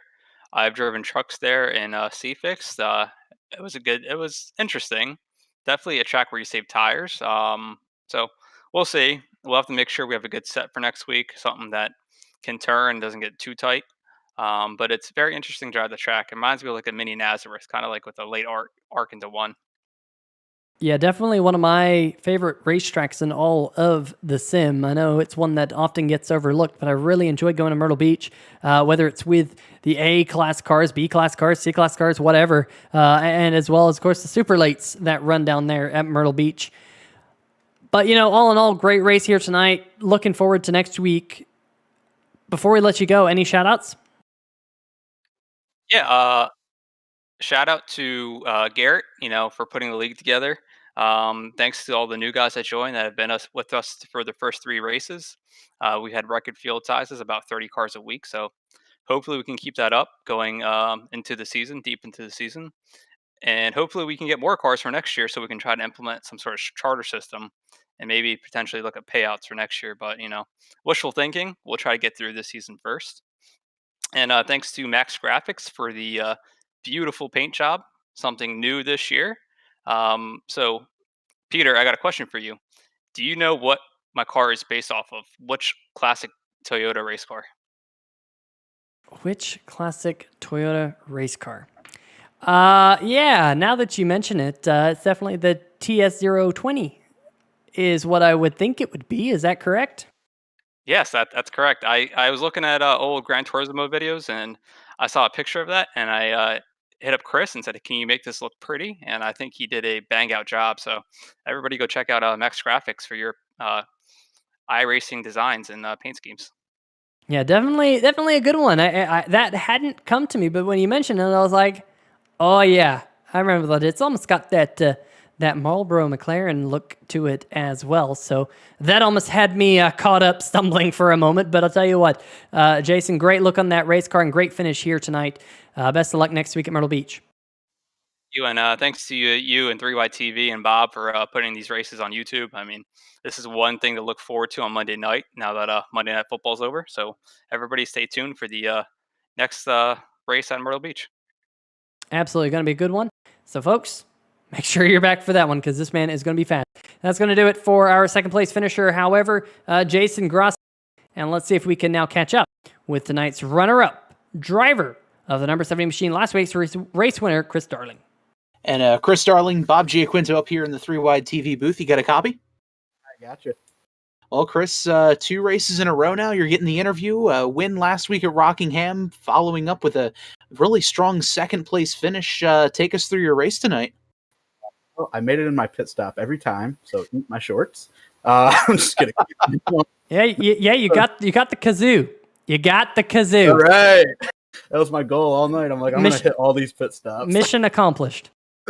No, I didn't have any speed really in practice. I struggled in qualifying. I was kind of struggling the first 15 or so laps of the race, and then I don't know what happened. I pit the first pit stop. I came in. I didn't take tires, and all of a sudden, I don't know what happened. I found something. I can't even explain it. I just gained a bunch of speed out of nowhere. So from there on, I was just sort of tracking down the front guys. And, you know, we were talking with Jason Gracias, and he was saying how important tires played a factor, just trying to save your stuff as the race goes on. What was your strategy when it came to saving tires and, pitting with, however many laps to go? I think there was like a little over 27, 29, 30 laps, however many laps to go. What was your strategy there coming into tonight's race? Just back up the corners. This track I've struggled at a lot, pretty much in everything I've driven here. So I've sort of figured out to just back up the corners, go on with a low brake bias and just, let the car turn with the brakes instead of the wheel, and it sort of worked out. I moved up high late in the race, and that really seemed to help a lot. Just didn't have quite enough at the end. Fair enough. And Chris, we're looking forward to next week. Going to be at Myrtle Beach Speedway, a short track. What are your predictions for that one for you? I like short tracks, so I don't know. I've never raced there, so I'm gonna have to check it out. But typically, I run pretty good at short tracks, so hopefully, I could just. I'm just looking for top 5s, top 10s all season. Looking to hit my pit box every week, so I don't get made fun of by Peter. And that's about it. Awesome. Well, Chris, before we let you go, do you have any shout-outs for us? I just want to give a shout out to my team, X Graphics Racing. Everybody does a good job at helping each other throughout the race and even in practice, helping each other find lines and everything else. Give a shout out to James Lorello. He was pretty fast tonight. I've learned a lot from following him around, so hopefully one of these times I'll be in front of him so he can follow me, but that wasn't tonight. Garrett Gleason, all the admins, the numerous sponsors here, they're all pretty awesome. They got a lot of stuff on the line for the series, and they're just doing a great job. So I want to thank all those guys. Awesome. Well, Chris, congratulations again on the second place finish, and we're looking forward to chatting with you next week at Myrtle Beach. Thanks, guys. Hope so. All right, Chris Darling there, getting a little bit of a kazoo there in the background, and folks, he definitely very glad to hit his pit box every time here tonight. That is for sure. We've been kind of making fun of him over the past couple of weeks, so definitely going to be happy to get in that box nice and neatly here tonight. But I've made my way down to Victory Lane in the number 13 machine of James Lorello. And James, not the first time we've seen you in Victory Lane here at Homestead, Miami, here on the channel. Of course, you won here last season in the ASRS Hacksaw PCs Cup Series, and getting the win here tonight in the Total Nonstop Racing Thornton Graphix Cup. 2 definitely different series, but same result here as you work your way around this 1.5 mile racetrack. How'd you do it? Well, I got lucky there at the end. I feel like, those 2 guys, Freeman and Jason, they were coming on those new tires, and thankfully the cautions worked out right so that I could cool off my tires a bit, run some fast laps equal to them, and get out ahead. but the track was really awesome tonight. I was hoping for the long runs. I was hoping it would stay green and the strategy would work because the tire strategies were all over the place. But it was a great run for us, and glad I could get a win in this new series. Yeah, I'll tell you what, definitely, I feel like tonight was that good mix of green flag runs. I know we got a little bit of green flag pit stops in, but we also had a couple of cautions. I felt like it was a good mix of green flag and cautions, and that's in comparison to last week where we saw quite a few cautions at Rockingham. But how do you, as a driver, kind of take these races like tonight? Do you enjoy kind of these races where you get that long green flag run in, but then you have a little bit of action with all those caution laps? Yeah, absolutely. I do. I enjoy that we've got the stages in this league, so it's nice to get at least one caution in. I'd be fine if it was green the rest of the time. I really enjoy the strategy of green flag pit stops and stuff. As many green flag laps as possible is great. And then, a little. This was exciting because at the end, there were some different tire strategies and folks could come through the field and try and get up there. So I think it was a great race. Yeah, had there been a green-white checker, we might be talking to a different winner, but Lorello, you're here tonight, off to a strong start here in the Total Nonstop Racing League, much like you have over in the NSRA Simbox Truck Series, 6 wins to your name in that series. And I think now you have almost won in every series that we broadcast here on the channel, which is very, very impressive to say. But James, I know next week we do go to the short track of Myrtle Beach here in Florida. Going to be a fun one. What are your thoughts about going to Myrtle Beach and the short track action it brings? I've never been there. I actually still have to get the track, so we'll see if I make it. And hopefully it'll be a fun short track and different than Rockingham, obviously. And I think that you can move people around a little bit more than you could at Rockingham without folks wrecking. So I think it could be fun. I've never run it, so who knows? Yeah, definitely one of my favorite iRacing tracks, that's for sure. So hopefully it puts on a good show next week. And before we let you go, I know you have some shout-outs to give, but I do want to mention Will Worsler was in the chat here tonight, and he says, man, every time that I tune into 3 Wide TV, this guy's always leading.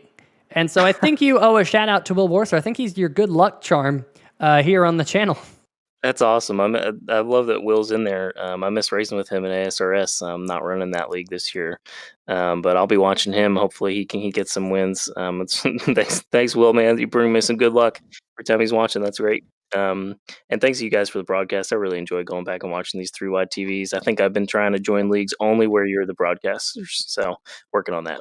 And thanks to Thornton and the graphics guys that are sponsoring the league, and this Garrett and all the guys who run this league. It's really fun. Hopefully it'll be just as clean as the NSRA league I'm in, and we'll have a great season. And thanks to Bill and my teammates. We have a couple more teammates in this league, and they all had good runs tonight. Yeah, and unfortunately, Bill caught in that late race accident, but definitely a lot of pace out of you S2R drivers here tonight, each and every week here on the channel. But James, congratulations on getting the win here tonight at Homestead, Miami, once again here on 3 Wide TV, and we'll hope to see you next week. Thanks, guys. See ya. All right, well, folks, that's going to do it for your post-race interviews with tonight's winner of the Shibby Shack 150. And Bob, definitely a great showing for that number 13 tonight. Yeah, absolutely. A great showing and really just dominated this race. 71 laps led. Lorello gets the win, and we'll take a look here at the race results. Finishing second, Chris Darling, another very strong performance. Jason Gracias in third. Fourth, Jason Freeman. Chris Stewart in fifth. Josh Sobel had a fantastic save there as the race was winding down, was able to keep the car going in a straight line and salvage a top 10 finish there in sixth. Cosmin INSU, one of the newcomers here to the Total Nonstop Racing League, finishing 7th. Dave Harvey 8th. Mashburn in 9th. And rounding out the top 10 is Mike Floppy Tellier. Dustin Jones in the number 39 machine has a good showing here tonight, finishing in the 11th position, right in front of the 98 machine, of Jerry Glenn, who also had a good show right there at the end of the race. Andrew Himmelman lost a couple of spots late in the race, falls back to 13th, right in front of DeMarco Starks in the number 14 machine, who finishes in the 14th position. Philip Scott started near the tail end of the field in 15th position. Jeff Wyatt in the Kool-Aid machine finishing down in 16th. Had a quiet night there. Ricky Williams, also a quiet night for the number 8 Mobile, finishing down in 17th. Bill Edwards, Garrett Gleason, and Ben Izenga, who was involved in a mid-race accident, finishing in the 20th position, rounding out the top 20 there, Bob. And finishing in 21st, the 41 machine of Tony Lucarelli. Vincent Valvano in the 38, finishing in 22nd. Steve Kegman in the 22, finishing 23rd. James Babb and Ryan Lang able to stay on the lead lap after having to go about 70 some odd laps on one set of tires. Finishing a lap down, Chad Mikos and Jason Shue in 26th and 27th, respectively. Steve Rada in 28th, Stephen Doziak Jr. in 29th, and Cam Caldwell rounding out the top 30. Yeah, and Kyle Geveshausen, the only other driver to retire from the field there, finishing in 31st here tonight. But folks, that's going to do it here for the broadcast. And Bob, great to have the Shibby Shack team on board here tonight for the Shibby Shack 150. There's a link in the description to the Facebook page. Make sure you check out Bob and his group's Shibby Shack podcast. Definitely worth a listen, that is for sure. And hopefully we can have Shibby Shack on a couple of races this season, Bob. Yeah, for sure. I was trying to talk with Garrett about getting the Shibby Shack car in the race for tonight's race, but unfortunately that one didn't work out. But definitely for next season, there's going to be a Shibby Shack sponsored race, hopefully a car in there as well. And who knows, maybe I'll be behind the wheel rather at that point. So who knows? We'll just have you commentate while driving. How about that? Yeah, be the in-race reporter. Maybe I could even try that out for the exhibition race coming up at Coca-Cola Speedway in a few weeks.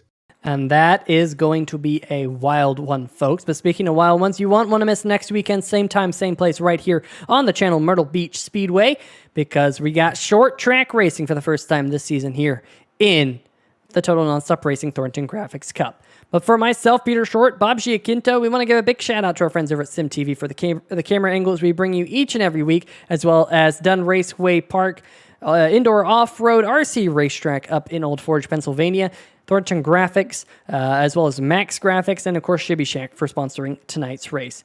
Folks, we'll see you again next week because it's going to be a good one. We'll see you then. See ya!